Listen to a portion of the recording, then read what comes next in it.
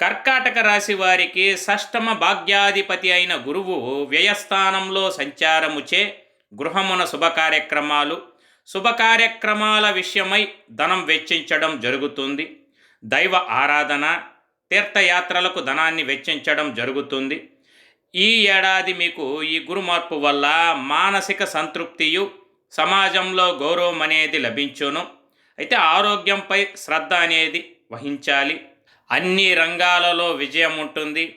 మీ ఆదాయం చక్కగా వృద్ధి చెందుతుంది. నూతన ఉద్యోగ అవకాశాలు కలవు.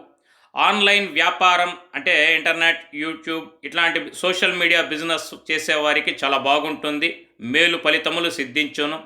ఈ రాశి విద్యార్థులు మీకెదురయ్యే సవాళ్లను చక్కగా అధిగమిస్తారు.